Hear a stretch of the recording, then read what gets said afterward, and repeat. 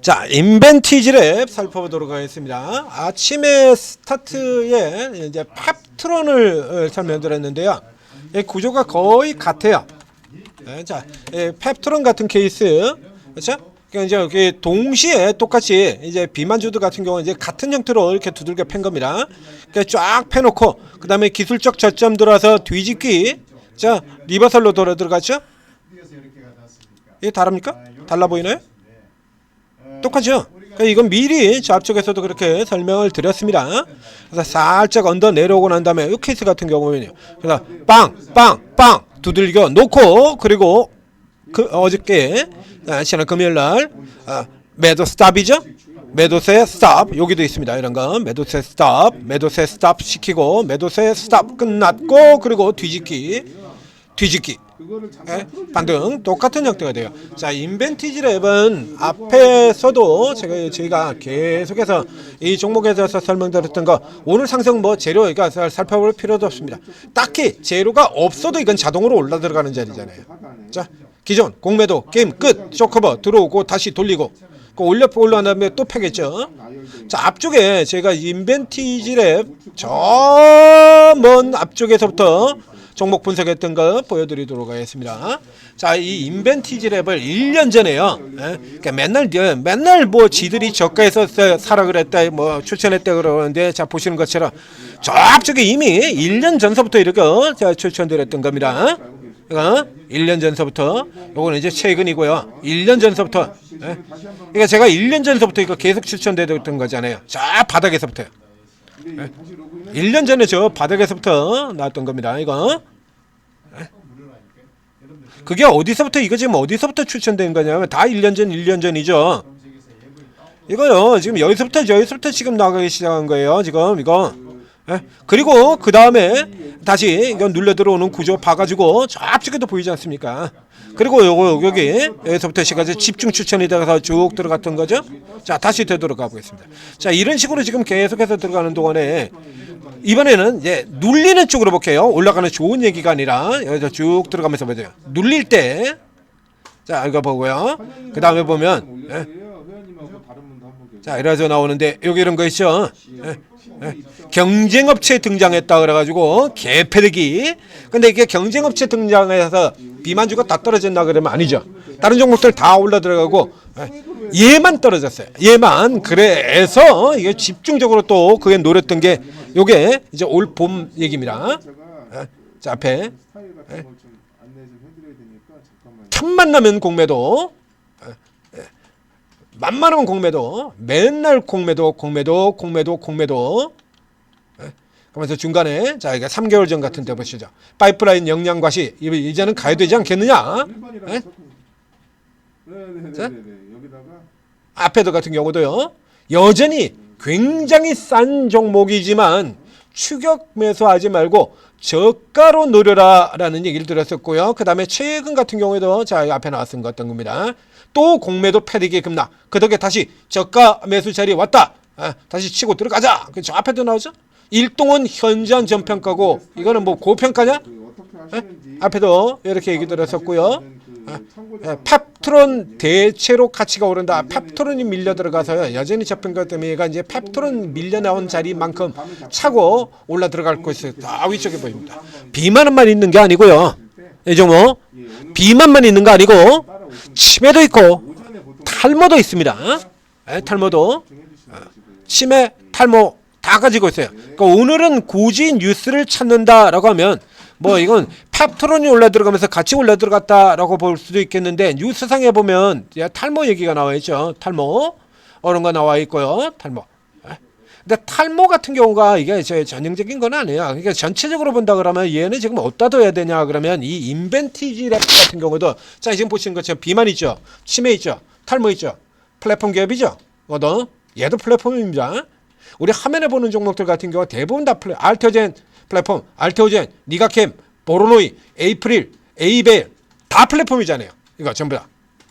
그래서 저 봄에서부터 얘기 드렸지 않습니까? 앞으로 바이오는 플랫폼 기업과 B 플랫폼으로 나뉜다. 그래서 B 플랫폼의 대표 종목으로 꼽아드렸던 게 HLB 아닙니까? 실실 맛이 갈 종목 B 플랫폼주의 대표 HLB. 그렇죠? 삼천당, HLB,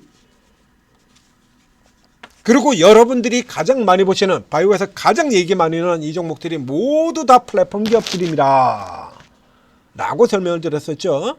그래서 그 가치에 비하면 여전히 싼데, 앞에도 계속 얘기 드린 것처럼 자, 이거 기관들, 우리 기관들 같은 경우에 각 섹터에서 극호와 극혐 종목들이 아주 선명하게 나뉜다라는 설명드렸습니다.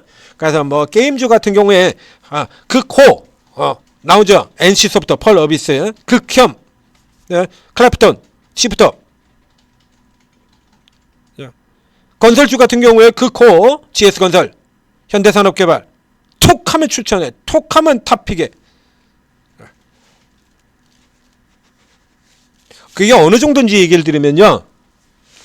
자, 21세기에 25년이 지나갔죠. 25년 전입니다. 궁금하면 여러분들이 직접 찾아보셔도 괜찮습니다. 자, 건설주에서 섹터 리포트들 나오면서 탑픽이라고 하는 걸 뽑잖아요. 섹터에서 건설주 내에서 탑픽은 IT에서 탑픽은 2차전지에서 탑픽은 이렇게 탑픽이라는 걸 뽑아내지 않습니까? 증권사에서 25년 동안 건설주 전체 탑픽 나온 거에 반 이상이 GS건설입니다. 그러니까 이게 증권사 리포트가, 건설주의 리포트가 100개가 나온다 그러면 그 중에 60개는 GS건설이 탑픽이라고 그럽니다. 그래서 어느 정도까지 탑픽이라 그러냐 그러면 이건 제가 이건 정신 나간 미친 새끼들이 가장 대표적인 케이스라고 설명을 드린 거 있죠. 얘들이 얼마나 습관적으로 탑픽을 외쳐대냐라고 하면 이거부터 인벤티지 하다 말고 왜 갑자기 GS건설로 들어왔냐 그러면 이 행태를 설명해 드리려고 그러는 거예요. 우리 나으리들이 저지르고 있는 그 행태를. 자, 그래서 습관적으로 계속해서 습관적으로 탑픽이라고 우기면서 올라 들어간다고 얘기 드렸죠. 2007년도에 여기까지 끌어올리고 그 다음에 금융위기 때 작살이 났다가 다시 이렇게 되돌아 들어오고 난 다음에 2011년에 저 꼭대기를 기록할 때 무슨 일이 있었냐라고 하면 이 GS건설이 그해 건설사 수주 1위를 차지합니다. 1위. 근데 그 1위가 정상적으로 수주를 했던 게 아니라 덤핑 수주였죠. 그래서 이 덤핑 수주에 말려 들어가면서 대부분의 중동 진출한 건설사들이 모조리 다 실적이 적자로 나는 빅베스가 전해지고요. 왕창 다 적자로 전환돼 버리는 겁니다. 빅베스. 이런 식으로 빡 하고 적자로 들어가는 이런 흐름들이 대규론하고, 여기서 안 들어갔던 기업이 딱 하나 있다고 해야 되죠. 자, 과거에 MB가 저지른 그 사건으로 해서 회사가 IMF 시절에 공중으로 분해될 뻔했다가 살아났던 현대건설. 현대건설에게는 그 뒤로 어떤 덤핑에도 참여를 하지 않습니다. 30년 가까이 되는 기간 동안에 현대건설은 절대로 덤핑에는 참여하지 않는다. 유일하게 현대건설만 덤핑에 참여를 안 하세요. 그래서 대부분의 건설주들이 다 이런 식으로 빅배선하면서 실적이 개박살나고 했을 때 현대건설만 멀쩡했다 이겁니다. 그럼 상식적으로 현대건설이 탑픽이 돼야 돼, 맞죠? 그렇죠? 그렇지 않습니까? 현대건설만 실적이 멀쩡하거든 나머지 건설주 다 작살나고, 그러면 현대건설이 탑픽이 돼야 맞는데 우리 훌륭하신 나리들은 그럼에도 불구하고 또 GS건설을 탑픽으로 꼽았습니다. 가장 유명한 게 이 사건 때죠. GS건설이 이때 덤핑했던 이 덤핑 수주를 했던 게 이제 실적에 대규모 적자로 반영이 되는 게 이쪽에서 반영이 됐거든요. 이게 빅베스 시리즈입니다. 그래서 빅베스의 원조 기업이 GS건설이에요. 그래서 여기부터 시작해서 나머지 건설사들 줄줄이 빅베스, 그리고 조선사들도 다 빅베스. 그 조선사들 같은 경우 아직도 그 흔적들이 남아 있죠. 예. 이런 거에 그 10년간에 걸친 빅베스의 흔적이 아직도 남아 있는 게 조선사들입니다. 이렇게. 그래서 10년간의 암흑의 터널을 뚫고 나온 거죠. 그 원조가 얘네들이야. 그것뿐만이 아니라 이 중간에 무슨 짓을 저질렀냐라고 하면 이 GS건설이 대규모 회사채를 발행을 합니다. 그런데 이게 앞에도 최근에 나온 것처럼요. 자, 이런 게 해서 요 실적에서 회사 실체를 발행하는 거하고 요 상태에서 발행하는 거하고 이게 비교가 안 되죠. 당연히 회사채 제대로 흥행 안 되겠죠. 이자도 더 줘야 되고요. 적자인데. 이런 기업, 이 상태의 기업하고 이 상태하고 비교를 해보면 적자 기업이니까 당연히 이자율도 더 높아야 되고 안 될 거 아니에요. 그러니까 요거 빅베스 나오기 직전에 회사채 발행을 하고 회사채 발행 흥행이 딱 끝나자마자 실적 대규모 적자 이걸 내놔버린 겁니다. 그럼 그 회사가 몰랐겠냐 이거야. 알죠. 당연히 알고 저 사기친 거 아닙니까? 그러고 뚝 떨어졌는데 우리 훌륭하신 증권사 나으리들께서 뭐라고 얘기를 했냐라고 하면요. GS건설이 탑픽이래요. 그때도 탑픽이랍니다.